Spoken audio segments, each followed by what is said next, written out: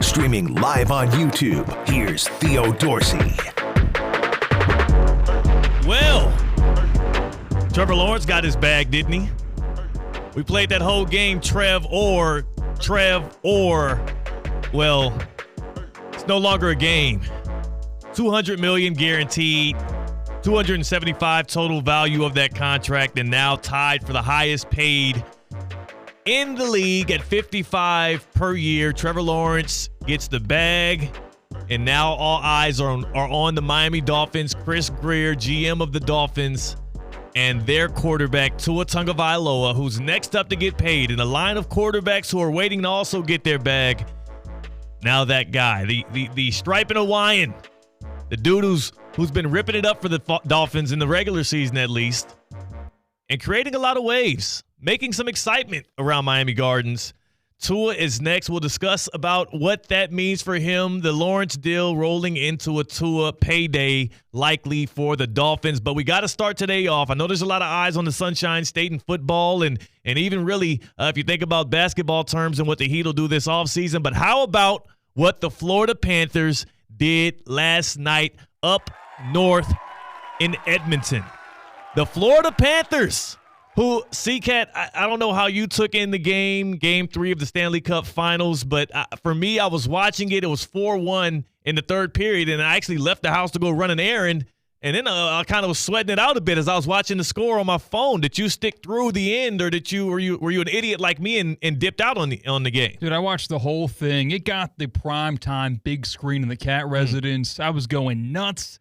Grabbing onto this team. They were bullying that team up north. They were flat out bullying them, not on the scoreboard alone, but also when it came to the fights, these guys were kicking butt. That's how they've done it all season long, all postseason long. The Boston Bruins felt the brunt end of that. The New York Rangers felt a lot of that as well. Embarrassed that team, man. Oh, yeah. Like, ugly. And now it's the Oilers' turn to feel the wrath in the first period. Sam Reinhart got the scoring going. Of course, Edmonton would tie it up, and then 3 unanswered pucks in the net, starting with Vladimir Tarasenko, Sam Bennett, and then Sasha Barkov to take that 4-1 lead. Edmonton did make some pushback. They made it interesting.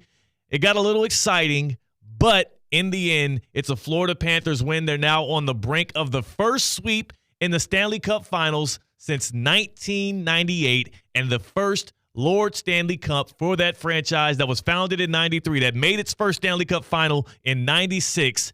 They're 1 win away from getting the big trophy. And honestly, man, you know what? Not just watching it last night, but hearing and seeing from inside of Amerant Bank Arena how fans reacted to this team that, again, out of Sunrise, Florida. A lot of people talking South Beach. Sunrise, Florida. This team is powering through and looking like a dominant force. I think it was the coolest moment of the week, so we might as well present it as such. Time now for the coolest moment of the week. Presented by EDS Air Conditioning and Plumbing. EDS is yes. Here it is from Amerant Bank Arena, the hometown crowd at the watch party as the game was going on, some thousands of miles north in Canada. The hometown team had its fans in Amerant Bank Arena rooting them on from afar, and here's what it sounded like from inside of the bank.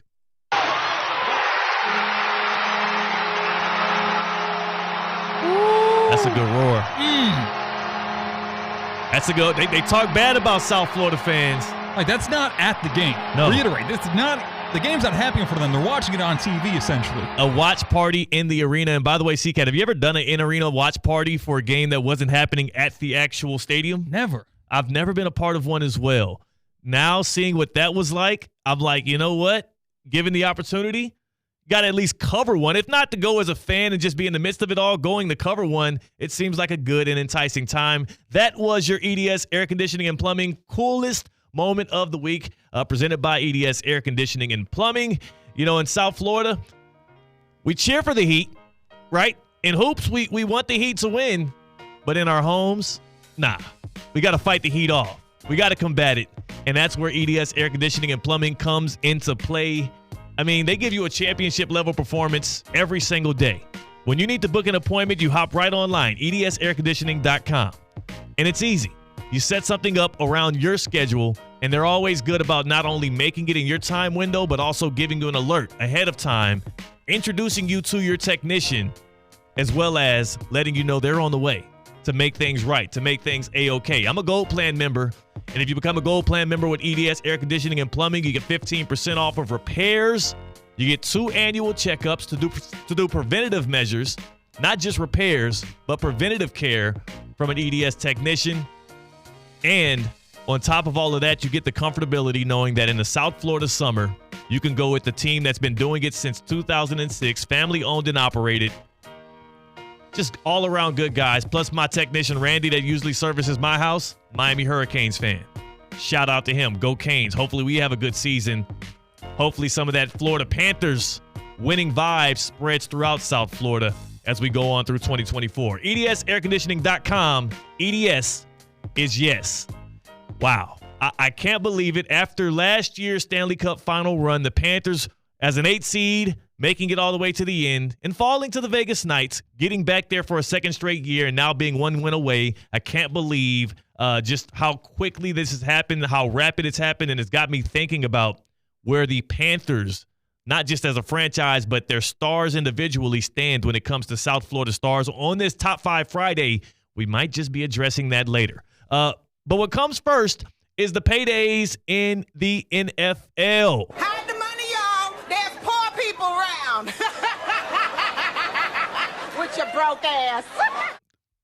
Tua Tagovailoa, Dak Prescott, Jordan Love. That's the list of quarterbacks that are still left that are expected to maybe strike a deal this offseason, as we've already seen Jared Goff's deal go through. We've seen Jalen Hurts, and most recently Trevor Lawrence striking a 5-year, $275 million extension, $200 fully guaranteed, including $142 at the signing. Now, CKatt, my first reaction to this deal from the Jacksonville Jaguars is, wow, you're paying him tied for the highest annual value per year with Joe Burrow, $55 million a year, and also the 4th most guaranteed in the NFL. It does feel incredible. It feels like a lot.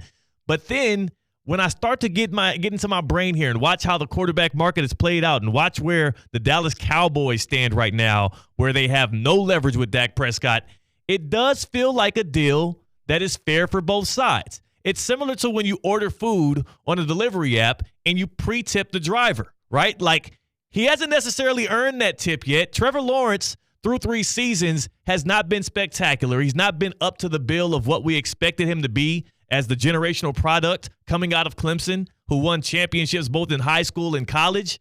But he has shown enough of the tools. He does have the size. He does have the arm. And he gives you the confidence that, again, when you're judging if you're going to pay a quarterback or make this guy the franchise star, the center of what you're doing going forward, one of the things you have to think as a GM, as a franchise, is this a guy that we can see potentially hoisting up that Lombardi trophy? And CKatt, when you close your eyes and you think about Trevor Lawrence, I know, try to wipe out the past 3 years. Think future forward. Think about a pre-tip on a delivery order because, I mean, hopefully he is going to bring and deliver the food to you.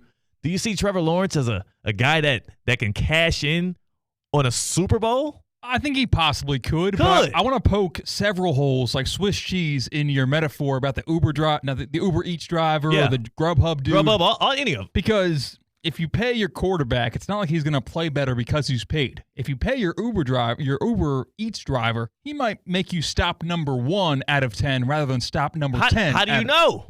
How do you know it doesn't incentivize better play? Because you have comfortability and you have a franchise that is investing in you and showing you they care. I mean, you're telling me that if ESPN West Palm doesn't just increase CKatt's pay overnight, you're not going to show up to work with a bigger smile on your face? However, but also another hole in your metaphor. If you paid to Trevor Lawrence, you have less money to pay the tools that Trevor Lawrence will have.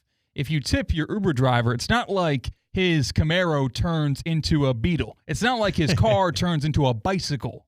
You know, that's a good point. It doesn't decrease the amount of tools that Uber Eats driver is going to have to get you your food quicker. But either way, paying ahead of what you expect to happen anyways is something that might be smarter because for the Jacksonville Jaguars this year, I know that they got rid of Calvin Ridley. And I know that there has been, it was a bit of a tell-off, right? They were expected to win the AFC South, and they didn't pull through. But this is a franchise that's not expecting winning. It's a franchise that's not used to being a contender. And for the first time since 2005, Trevor Lawrence did lift this franchise to back-to-back winning seasons. I do believe he deserved that contract, but that's not even the argument or the question I'm raising today. The real question is for the guy that's next. Trevor's contract is already signed and sealed. The Jaguars have announced it as well. It's done. I'm looking at the Miami Dolphins and Tua Tagovailoa. And if I'm the Dolphins today, you have to feel like you just lost some leverage based on what happened with Trevor Lawrence. Tua Tagovailoa, seeing this contract go through and seeing the Jared Goff contract go through, he said just at camp about last week that the market is the market. The game is the game. And for quarterbacks today, if you have a guy that you at least believe you can win with, maybe not a Super Bowl, maybe not a playoff game, but the Dolphins have been much better with Tua than they were before and without him, you have to pay that guy in a timely fashion.